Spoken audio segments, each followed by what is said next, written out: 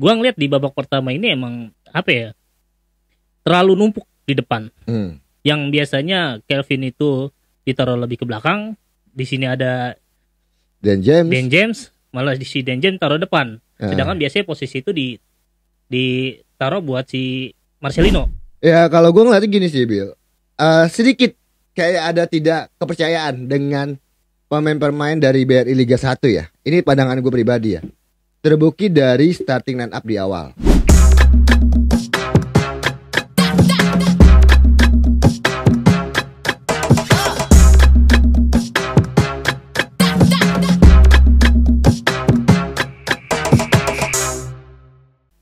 Lagi-lagi ngobrolin sepak bola hanya di Raden History. Aduh, gimana ya? Bill. Lu ngapain sih, Den? Gue jadi kangen, Bill. Siapa itu? Ini Sintayong. Lah, udah kita bahas dulu nih pertandingan, taruh aja dulu sini nih. Taruh dia sini nih. Oke. Nah, oke, Bang Raden. Ya.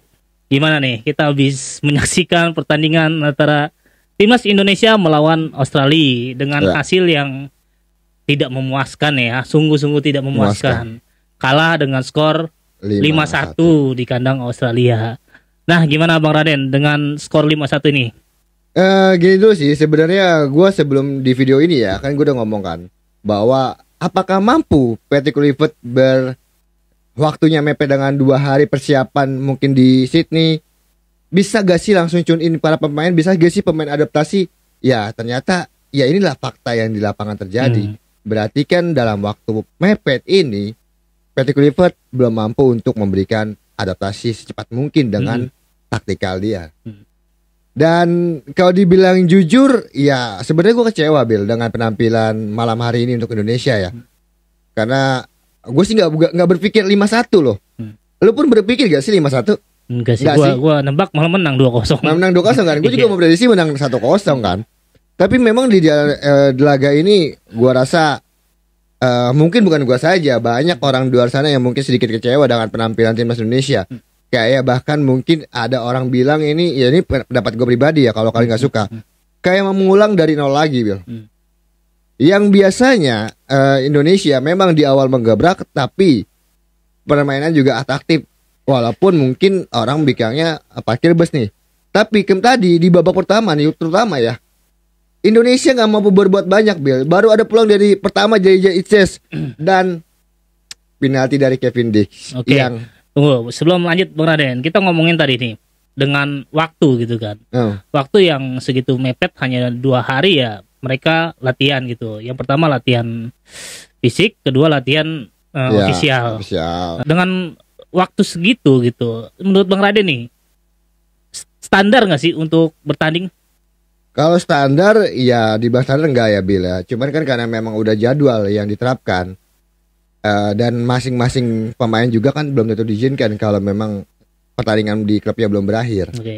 Jadi ya sekarang kita udah harus memikirkan bagaimana caranya seperti Eropa, Bill. Pemain dari Eropa datang ke negaranya sendiri untuk berlaga udah langsung tune in.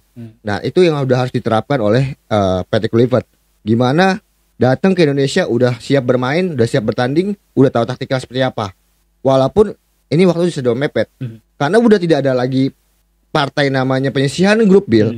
Ini adalah partai penentuan untuk Piala Dunia, gitu kan. Jadi gue rasa dengan hasil ini udah nggak ada kata main-main lagi untuk Patrick Kluivert. Kalau persiapan, ya memang sesuai jadwal, udah tidak bisa dipengaruhi.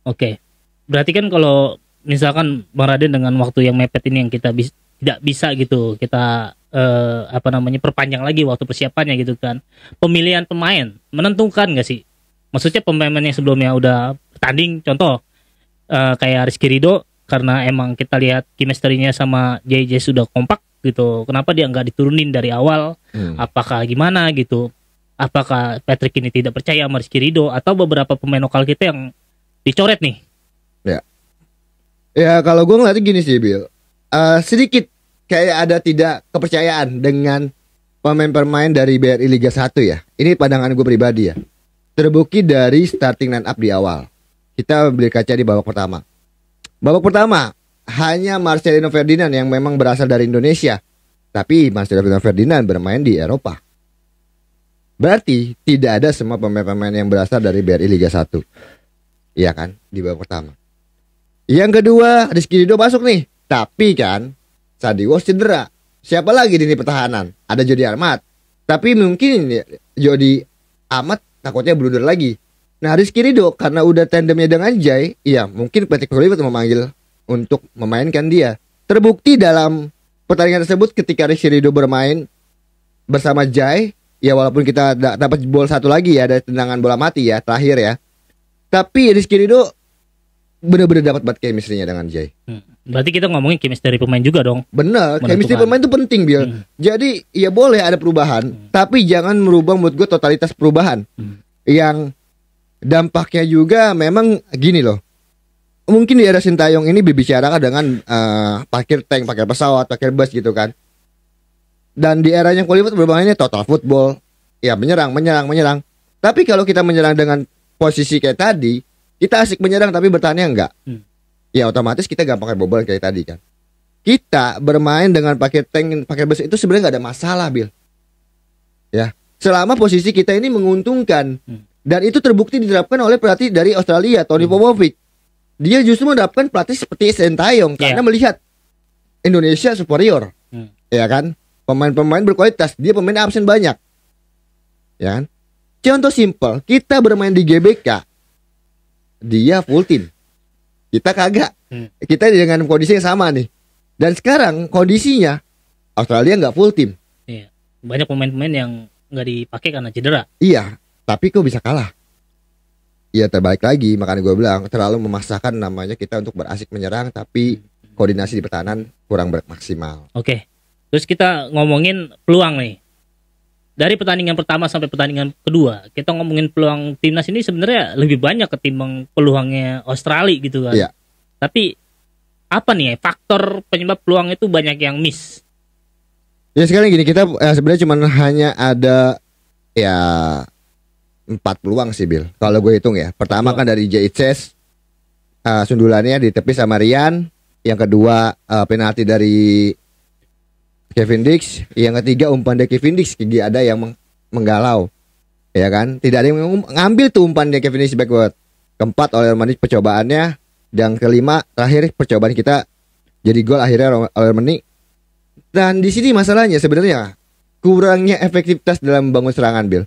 Kayak kelihatan kebingungan dalam posisi. Lu ngeliat sendiri lah tadi. Kalau gua ngeliat di babak pertama ini emang apa ya? Terlalu numpuk di depan. Yang biasanya Kelvin itu ditaruh lebih ke belakang. Di sini ada Dan James, malah di si Dan James taruh depan. Sedangkan biasanya posisi itu ditaruh buat si Marcelino. Iya. Dan Marcelino juga di babak pertama ini kebingungan. Nggak ada peluang ya. Iya. Nah itu yang gue lihat kayak di depan ini berantakan gitu, numpuk pemainnya terlalu numpuk dan tidak ada koordinasi berjalan di situ. Dan setelah di gol pertama, akhirnya di gol kedua gitu sempat dirubah 2 gol. Posisinya sempat lagi dirubah. Jadi 3 back. Ini gimana Bang Raden nih? Iya, tadi kita gol pertama dari Australia dengan penalti sebenarnya tidak ada perubahan taktil. Tapi ketika ada gol kedua yang ada kesalahan di tengah dan Martin Paes juga udah sendirian 1-1, langsung ada perubahan back. Jadi Kevin Verdong menjadi back tengah, Bill. Jadi 3 back tuh. Dia menjaga untuk di tengah, Kluivert bagaimana untuk kuat di tengah dan untuk penyerangannya. Ya mau nggak mau karena sudah tertinggal 2 gol kan. Mau nggak mau kita harus mencari gol untuk memaksimalkan peluang kita nanti di Piala Dunia. Dan dari pergantian tersebut nampaknya tidak berjalan dengan lancar juga. Ya mungkin ini alternatif waktu di latihan di pertandingan, waktu sebelum pertandingan lagi. Ya tapi nggak berjalan alternatifnya yang dilakukan Kluivert. Dan tidak ada pola. Gue tekankan di sini ya. Gue mau nonton asli. Gue bela-belain begadang, nggak tidur semalaman seharian untuk menonton timnas. Dan gue kecewa banget. Pertandingan ini tidak ada polanya. Nggak berjalan lah ya. Nggak berjalan sama sekali. Yang membuat ya kita pun yang tadinya udah wah ada penalti udah senang. Oke, penalti nggak jadi gol, nggak jadi masalah. Kita masih kesempatan. Cuman ketika 1-0, 2-0 konsentrasi itu mulai buyar gara-gara mungkin ada peluang yang tidak bisa dimaksimalkan, jadi konsentrasinya berbuyar itu aja. Ya, mungkin apa namanya? rasa penyesalan kita tuh karena skor ya kan mungkin terlalu tinggi ya 5-1. Mungkin kalau kekalahannya hanya 2-1 gitu Iya, kalau kalah 2-1 mah Masih- kita nggak ada. Iya karena kita wajar gitu Wajar. karena pemain ini baru sebentar lah waktunya Sebentar. gitu. Cuma ini kekalahannya sampai 5-1 dan peluang Australia itu sebenarnya sedikit. Ya, Tapi sangat-sangat dimanfaatkan. sangat efektif sekali. Mm-mm. Iya, terbukti 2 tendangan Cornell Bill dari, ya kan, dari corner dia masuk. Mm. Ya memang ada kesalahan. Kita tidak boleh menutupi pemain-pemain kita. Pemain kita juga belakang ada kesalahan. Oke. Ya, Sandy Walsh melakukan kesalahan, Tom Haye juga melakukan kesalahan, Nathan juga melakukan kesalahan. Ya inilah bagaimana jangan sampai terulang nanti di laga lawan Bahrain yang benar-benar laga krusial yang harus dimenangkan. Kalau kita bicarakan lawan Bahrain kita kalah juga, ya say goodbye Piala Dunia. Kita bicara itu. Yang jelas intinya ya ini bagian evaluasi yang harus dievaluasi, dan ya untuk kedua federasi pun juga harus mengevaluasi dengan hasil ini. Kok bisa dengan kekalahan yang lebih jauh nggak sesuai bayangan kita lah, Bill. Iya. Kalau misalkan kita kalah cuma skornya 3-2, 2-1, kita masih is okay. Ya. Lagi di partai debut. Lagi pula lawan tim kelas dunia, gitu kan. Dengan pemain materi kita juga sebenarnya kelas dunia juga. Ya baik lagi, memang terjadi tidak kesiapan dalam 5 hari ini. Oke. Itu aja intinya sebenarnya gua. Terus kita ngomongin debut pertamanya oleh Romeni. Gimana dengan gol pertamanya dia nih, sangat-sangat indah tuh Bang Raden. Gimana menurut Bang Raden nih? Ya emang layak banget sih jadi striker. Sebenarnya sih gue berharapnya oleh Remeni waktu ya kalau gol tersebut emang indah banget, dari mana dia megang kontrol bolanya dan menyelesaikan dengan gol kelas Eropa menurut gue ya. Striker yang masa depan di timnas Indonesia, asalkan tinggal di post lagi. Dan kalau gue lihat tadi juga waktu diwawancarain di TV, oleh Remeni setelah pertandingan juga nampaknya agak-agak lebam menangis gitu ya. Walaupun dia bilang, ya walaupun saya mencetak gol, saya sangat bangga dengan gol saya tersebut, tapi tidak bisa mengangkat tim ini untuk menangan, dia bilang gitu kan. Ya berarti dia sebenarnya udah berusaha total, Bil. Iya. Semua pemain Iya. seperti ya Tom Haye kita lihat Tom Haye. udah kecapean kayak gitu, tetap sakit, dia tetap fight untuk memberikan pulang-pulang, tapi lagi-lagi ya lini depan kita juga bermasalah dengan gaya, ya belum ketahuan polanya. Yang dulu biasanya kita lihat ya, walaupun kita bermain belakang, bertahan, tapi kita bermain dengan sedikit 1-2 sentuhan. Nah kalau ini benar-benar umpan-umpan jauh yang menurut gue benar-benar tidak efektif. Dari mana total football dengan umpan-umpan jauh yang terlalu jauh, yang harusnya total football ya emang ada umpan jauhnya juga, cuman ya keseringan gampang dibaca, Bil. Kalau bicara pulang oleh Meni, gue rasa dia akan mencetak gol lagi ntar nih lawan Bahrain. Oke. Kita ngomongin pelatih kita nih, Patrick. Di sini kan satu sisi Patrick ini pelatih Eropa nih. Ya. Apa dia belum banyak mempelajari cara bermain negara-negara Asia? Apa permasalahan salah satu itu? Ya salah satunya itu juga, Bil. Kalau sebenarnya kalau dia dibilang untuk negara Asia, ya pelatih itu nggak mesti dari Asia juga. Intinya kepelatihan itu benar-benar memantau pertandingan tersebut, pertandingan yang sebelumnya dipantau kekurangannya apa, dan kita juga punya keuntungannya apa.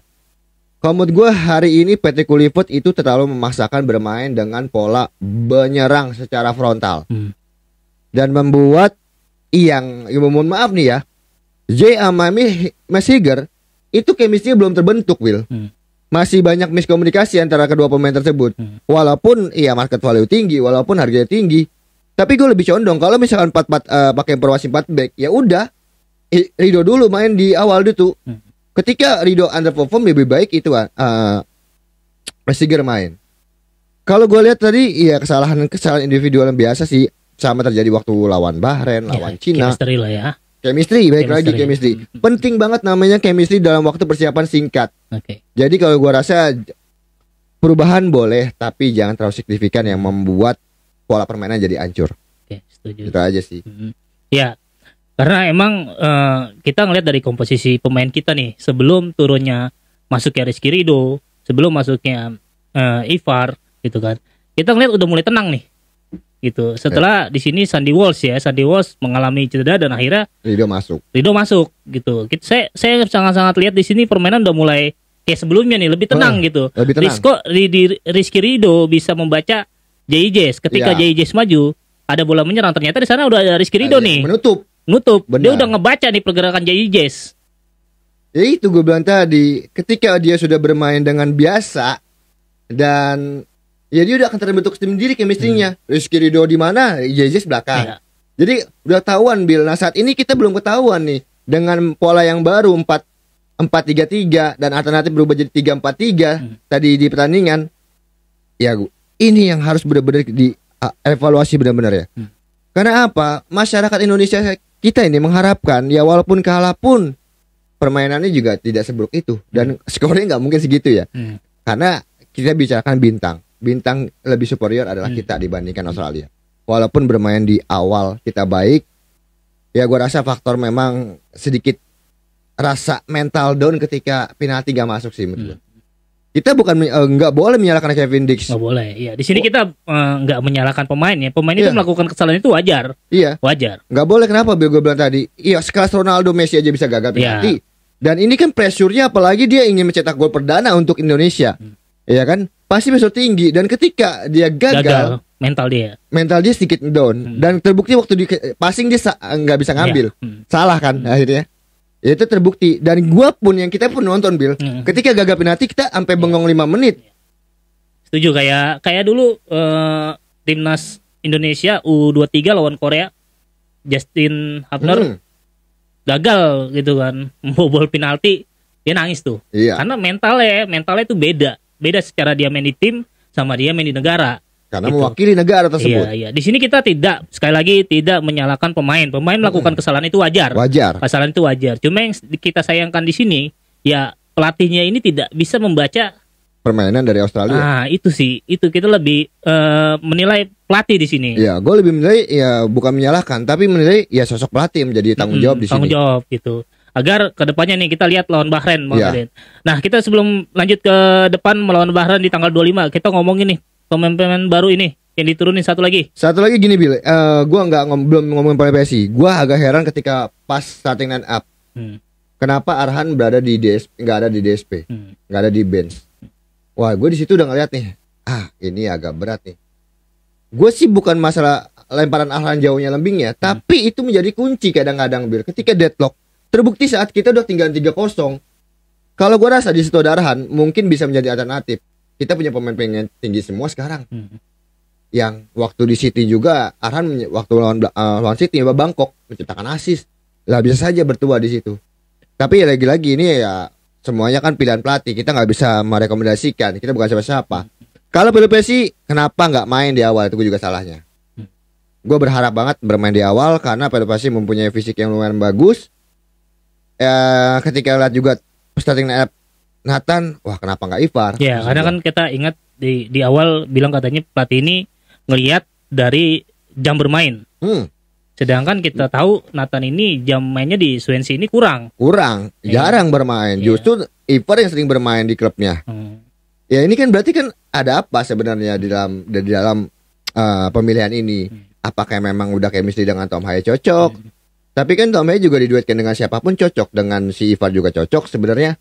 Ya gue pengen lihat aja kemarin diduetin dengan PSI. Cuma saya nggak terjadi hal itu. Yang itu membuat gue sebenarnya mengalami sedikit kekecewaan ya. Oke, terus kita ngomongin satu pemain ini. Siapa yang baru aboard juga nih? Dan James. Ya. Gue rasa masih agak kebingungan ya. Balik lagi kebingungan. Agak kebingungan dalam segi bermain ya. Ya gue. Ini pemain main jago loh, main bagus loh. Coba kebingungan masalahnya. Apa nih penyebabnya jadinya? Ya menurut gue penyebabnya ya itu dan tadi. Ya berarti menurut gue ya Patrick Kluivert belum mampu namanya membuat adaptasi tim ini lebih oke. Dan belum bisa menyatukan chemistry walaupun pemain-pemain respect terhadap Patrick Kluivert. Tapi ya dia seorang pelatih kepala. Ya dia harus memberikan instruksi yang benar-benar sesuai dengan apa yang kemauan dia. Dan ternyata ketika melakukan instruksi dengan kemauan dia tidak berjalan, harusnya dia udah berpikir plan A, plan B, plan C, Bill. Itulah sebenarnya seorang pelatih. Yang itu gue agak bingungin di sini. Kenapa pemain bintang kita, pemain bagus kita, ternyata kok adaptasinya masih kurang. Padahal itu ya dia duet dengan orang ini biasa, sama-sama. Itu menurut gue ini ada faktor kebingungan entah dari mananya. Apa dari kurang tune in dalam segi komunikasi? Nggak mungkin. Apa kurang karena jarang bermain dengan ini? Ya nggak mungkin juga. Pemain profesional mau main sama siapapun udah harus bisa beradaptasi. Gitu. Oke. Kita ngeliat satu sosok lagi nih, Eliano. Ya. hampir membuat 1 gol. Dan menurut Bang Raden gimana nih? Ya gue setuju banget Bill dengan lu. Gue seneng banget sih Eliano hampir membuat gol. Gue dari awal waktu zaman Sintayong juga bilang jangan Eliano main jadi bek kanan. Gue pengen dia bermain di depan. Dan kelincahan dia membuat kesulitan pemain-pemain dari Australia juga dan hampir menciptakan peluang gol. Umpan dari sektor sebelah kiri kalau nggak ditepis sama Rian. Berarti memang sebenarnya Eliano lebih cocok di depan. Dan Dan James lebih baik posisinya tetap Verdong, lebih baik di posisi itu digantikan Marcelino. Kalau menurut gue pribadi ya, yang lebih prefer lah kita punya pengalaman yang sudah sering dimainkan di situ.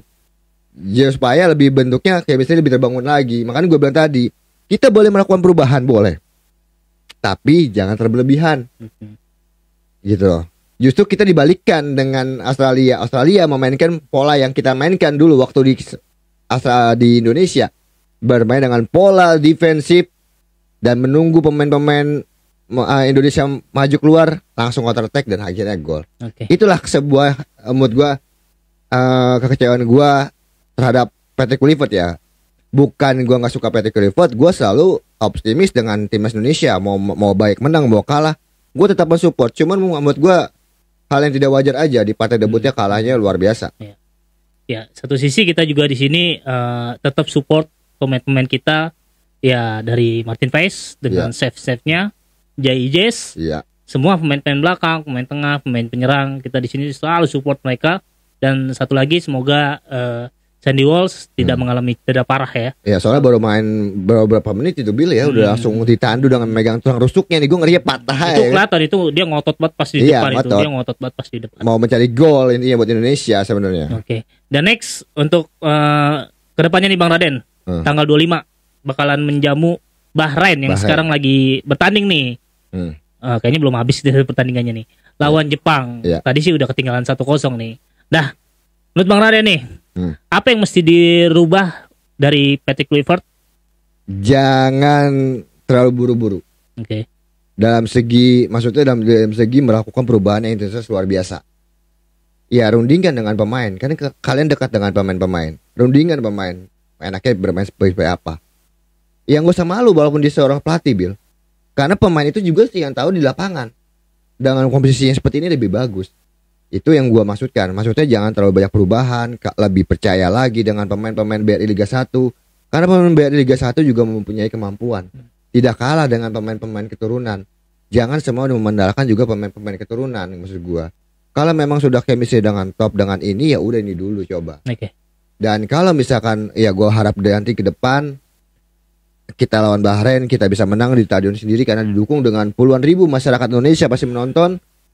Dan intinya adalah satu, jangan terlalu berlebihan. Menurut gue, lu berubah boleh, jangan berlebihan. Nah, gue ngeri gini lagi terjadi dengan kita di kandang sendiri di Bill. Kita main dengan pola yang sama kayak tadi. Gue ngerinya Bahrain punya kecepatan. Nomor punggung 7 itu punya kecepatan. Gue ngeri seperti itu aja terjadinya. Oke, untuk mungkin strategi Bang Raden, Patrick Kluivert, menurut Bang Raden, apa masih melakukan strategi seperti yang tadi?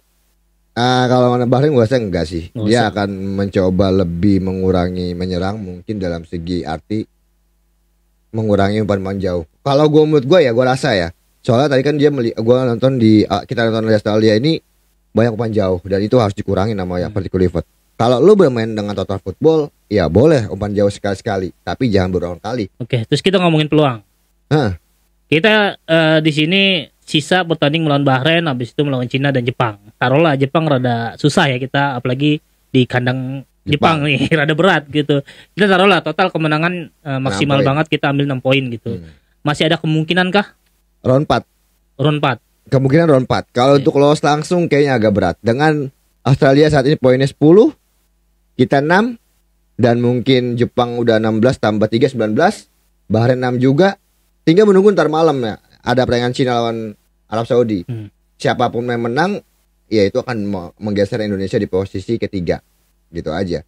Jadi intinya ya maksimalkanlah laga kandang kita lawan Cina, lawan Bahrain, wajib menang untuk mengasahkan peluang kita untuk minimal round 4. Walaupun di round 4 itu kandangnya Macan tadi ada komentar tuh ya. Karena timur tengah semua. Ya, itu agak berat di situ. Mungkin next kita bahas itu juga kali Bahrain sama Indonesia. pemain ntar siapa yang turunkan, prediksi seperti apa, kita bahas di video selanjutnya. Oke. Udah, gitu ya Bang Raden ya. Ya. Semoga kita bisa cepat move on nih dari Move on. kekalahan lawan Australia gitu. Semoga di sini kita bukan mengurang-urangi atau melebih-lebihkan, tapi kita pandangan kita sebagai supporter nih Sebagai supporter yang mengalami kekecewaan aja. sedikit kekecewaan Sedikit lah, pasti. kekecewaan gitu. Dan mungkin suara kita juga sama seperti para penonton, para pendukung supporter gitu, agar diperbaiki lagi dari segi kepelatihan Patrick Clifford dan staff-staffnya gitu kan. Oke, gitu aja Bang Raden, ada mau Ya. pesan? Pesan-pesannya, ayo dukung lagi Indonesia, semangat lagi buat timnas Indonesia. Apapun hasilnya tetap kita support, kita dukung. Ya intinya federasi harus sedikit evaluasi juga untuk Patrick Kluivert. Jadi jangan coba memanggil yang bagus-bagus, tapi dengarkan isi dari pemain-pemain juga. Sampai jumpa di video selanjutnya ya Bil ya. Oke, jangan lupa di subscribe, di komen, dan di like. Di share pastinya. Oke, gitu aja. Wassalamualaikum warahmatullahi wabarakatuh.